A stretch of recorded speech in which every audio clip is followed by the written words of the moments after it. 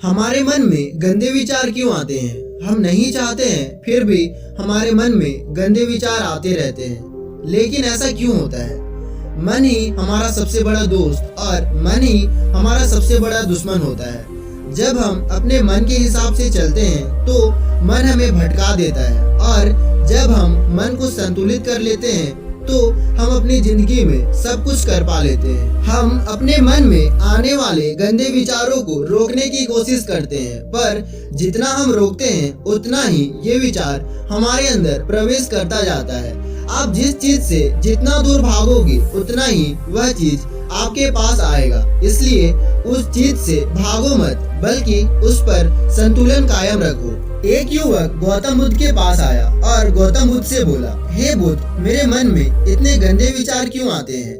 मैं नहीं चाहता हूँ कि मेरे मन में गंदे विचार आए, पर मेरे मन में हमेशा काम वासना के विचार चलते रहते हैं और मैं इसके बारे में सोच सोच कर बहुत परेशान रहता हूँ। मेरी ऊर्जा और समय ये सब सोचने में ही नष्ट हो जाते हैं, और ये सब विचारों की वजह से मैं कभी भी शांत नहीं रह पाता और मैं हमेशा ही स्त्रियों को देखकर मोहित हो जाता हूँ। अपने आप को मैं रोक ही नहीं पाता हूँ। बुद्ध मुस्कुराए और उन्होंने उस युवक से पूछा, क्या तुम्हें पता है कि यह काम वासना होता क्या है? फिर लड़के ने उत्तर दिया और कहा, बुद्ध, मुझे तो नहीं पता कि काम वासना होता क्या है, परंतु हाँ, ये जो भी है बहुत बुरी चीज है। फिर बुद्ध ने उस युवक से कहा, सबसे पहले तो तुम्हें यह समझना है कि प्राकृतिक रूप से जो भी चीज हमारे अंदर है वह बुरी नहीं है। हमारे जीवन में उसकी कुछ ना कुछ जरूरत होती है। वासना कोई बुरी बात नहीं है, यह हमारे मन की एक भावना है जो हमें किसी न किसी चीज की कमी का एहसास करवाती है, और फिर हम उस चीज को पाने के लिए उस चीज की ओर आकर्षित हो जाते हैं। जैसे अगर तुम्हारे पास धन की कमी है तो तुम में धन पाने की वासना उत्पन्न हो जाएगी। इसका मतलब यह नहीं कि वासना बुरी है, बल्कि यह तो हमारे मन के एक प्रकार की जरूरत का एहसास है, और जब यह जरूरत शारीरिक हो तो हम इसे काम वासना कहते हैं। युवक ने गौतम बुद्ध को कहा, बुद्ध, मुझे काम वासना का मतलब तो समझ में आ गया, पर मुझे ये बताइए कि यह आती कहाँ से है और ये कैसे आती है? गौतम बुद्ध ने कहा, काम वासना कहीं से नहीं आती है, यह तो हमारे अंदर ही होती है और इसका होना तो जरूरी भी है, तभी तो मानव जाति का विकास होगा। युवक ने कहा, जब यह हमारे अंदर ही है और जरूरत भी है तो फिर लोग इसे गलत क्यों बोलते हैं? बुद्ध ने कहा, यही तो समस्या है। लोगों ने काम वासना को गलत तरीके से सोच लिया है, इसे छिपाने की और दबाने की कोशिश करते हैं। काम वासना गलत नहीं है, बल्कि काम वासना का गलत तरीके से प्रयोग करना गलत बात है। लोग जिसे पसंद करते हैं उसी के लिए जीने लग जाते हैं और उसके बारे में हमेशा सोचते रहते हैं, पर यह सब गलत है। बुद्ध ने युवक से कहा, क्या तुम्हें पता है कि जानवरों में भी काम वासना होती है? युवक ने उत्तर दिया, हाँ बुद्ध, जानवरों में भी काम वासना होती है, क्योंकि जानवर भी तो आखिर अपनी पीढ़ी को आगे बढ़ाएंगे। बुद्ध ने कहा, तो फिर हम जानवरों की काम वासना को गलत क्यों नहीं कहते? युवक ने कहा, मुझे नहीं पता महात्मा, आप ही मुझे बताइए। गौतम बुद्ध ने कहा, जानवर अपनी काम वासना का प्रयोग आनंद प्राप्त करने के लिए नहीं करते, वह तो सिर्फ संतान उत्पन्न करने के लिए काम वासना का उपयोग करते हैं। जानवरों को प्राकृतिक ने इतनी समझ नहीं दी कि वह काम वासना को अपने सुख का आधार बना सके, जबकि मनुष्य समझ के बलबूते पर प्राकृतिक में पाए जाने वाले प्रत्येक वस्तु को सुख के लिए प्रयोग करता है। हम इंसानों ने ही काम वासना को अपने सुख का आधार बना लिया है, जबकि प्राकृतिक ने तो हमें अपने वंश को आगे बढ़ाने के लिए दिया था, लेकिन इंसानों ने इसे अपने जीवन का परम लक्ष्य बना रखा है, और इस तरह से काम वासना का बेलगाम हो जाना गलत है। युवक ने पूछा, महात्मा जी, ये काम वासना हम पर हावी क्यों होती है? क्यों ये बेलगाम हो जाती है?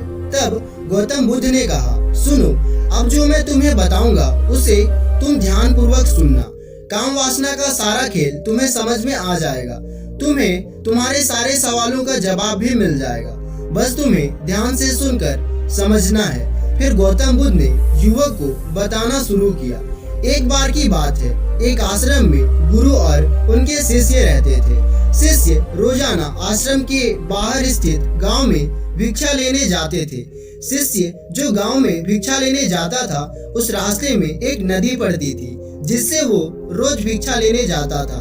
एक दिन उसने देखा कि एक लड़का पेड़ के पीछे छिपा है। उसने लड़के के पास जाकर पूछा, भाई तुम इस पेड़ के पीछे छिपकर क्या देख रहे हो? तो लड़के ने कहा, अरे तुम्हें दिखाई नहीं दे रहा क्या कि मैं क्या देख रहा हूँ? तब शिष्य ने नदी की तरफ देखा तो वहाँ पर कुछ लड़कियाँ पानी भर रही थी। लड़कियाँ 14-15 साल की होंगी। तब शिष्य ने लड़के से कहा, अरे भाई वहाँ पर तो लड़कियाँ पानी भर रही है, इसमें छिपकर देखने वाली क्या बात है? तब वह लड़का शिष्य की तरफ देखता है और कहता है, अरे पागल, तुम्हें दिखाई नहीं दे रहा क्या कि मैं क्या देख रहा हूँ? वह परियां कैसे नदी से पानी निकाल रही है, जरा उनकी अदाओं को तो देखो, उनके कोमल शरीर को देखो, उनकी पतली कमर मटके को उठाते समय कैसे बल खाती है और उनके बाल उनके कमर तक कैसे लहरा रही है, मानो सुंदरता बिखरी पड़ी हो। शिष्य फिर नदी की तरफ देखता है और इस बार वह देखता चला गया। अभी तक तो उसे कुछ भी नजर नहीं आ रहा था और वह बिल्कुल निर्भय था। उसे किसी बात का कोई डर नहीं था, लेकिन अब वह छुपने लगा और उन लड़कियों को देखने लगा जैसे उसने कोई अपराध कर दिया हो। और जब वो छुपकर उन लड़कियों को देख रहा था, तभी वो अंदर से कांप गया और उसने कहा कि यह मैं क्या कर रहा हूँ? मैं जो भी कर रहा हूँ वह सही नहीं है, मुझे यहाँ से चले जाना चाहिए। और फिर वह जल्दी से वहाँ से चला जाता है। फिर वो आश्रम पहुँच जाता है। आश्रम जाकर वह अपने कार्यों में लग गया, लेकिन जो भी वह अभी देखकर आया था वही उसकी आंखों के सामने बार बार आ रहा था। उसके मन में वही दृश्य चल रहा था। उसका मन वही सब कुछ देखने के लिए ललचा रहा था। उसका किसी काम में भी मन नहीं लग रहा था। सुबह होते ही वह रोज भिक्षा के लिए आश्रम से जल्द ही निकल जाता और नदी के पास वाले पेड़ के पास जाता, जहाँ पर वह लड़का पहले से ही मौजूद रहता था। उसके साथ मिलकर लड़कियों को छुपकर देखता था। अब वह रोज ऐसे करने लगा। उसका मन अब किसी भी काम में नहीं लग रहा था। वह हमेशा किसी न किसी प्रकार के विचारों में उलझा रहता था। वह आश्रम के कार्यों को भी ठीक ढंग से नहीं कर पा रहा था। न वह ठीक से सो पाता था और न ही वह ठीक से खा पाता था। उसका मन बेचैन सा रहता था। उसका मन बार बार उन लड़कियों के सौंदर्य को देखने के लिए ललचाता था। जब गुरु भिक्षा देते तब भी उसका मन कहीं और विचारों में खोया रहता। गुरु ने अपने शिष्य की इन हरकतों को देखा। तब एक दिन गुरु ने शिष्य को अपने पास बुलाया और कहा, आज से मैं भी तुम्हारे साथ भिक्षा मांगने चलूंगा। तुम और मैं साथ साथ भिक्षा मांगेंगे। तभी शिष्य ने गुरु को मना करते हुए बोला, नहीं गुरुदेव, आप परेशान क्यों हो रहे हैं? मैं अकेले ही ठीक से भीख मांग सकता हूँ। गुरु ने शिष्य से कहा, ठीक है, तुम अकेले भिक्षा मांगने जाओ। इसके बाद शिष्य भिक्षा मांगने के लिए निकल गया। शिष्य के जाने के बाद गुरु भी आश्रम से निकल गए और शिष्य का पीछा करने लगे कि वह कहाँ जाता है, किससे मिलता है। यह सब देखने के लिए उसके पीछे पीछे चलने लगे।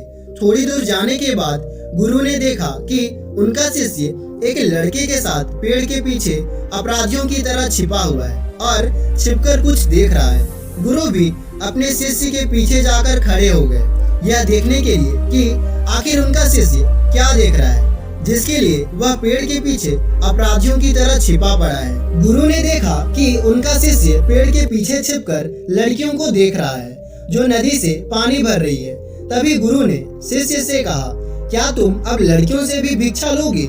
गुरु की आवाज सुनकर शिष्य का मन घबरा गया और उसके पसीने छूटने लगे। वह थर-थर कांप रहा था, जैसे कि किसी चोर को पकड़ते समय रंगे हाथों पकड़ लिया हो। उसकी हालत खराब हो गई थी।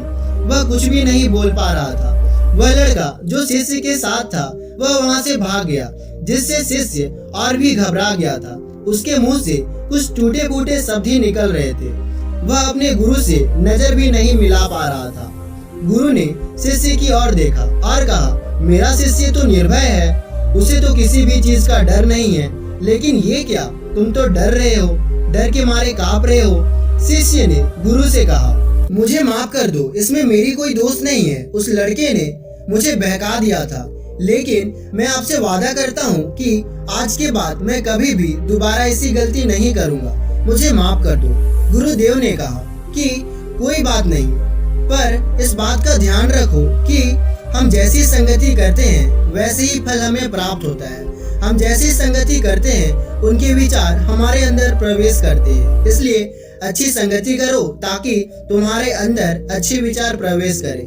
फिर गुरु और शिष्य आश्रम लौट गए और फिर से आश्रम के कार्यों पर ध्यान देने लगे।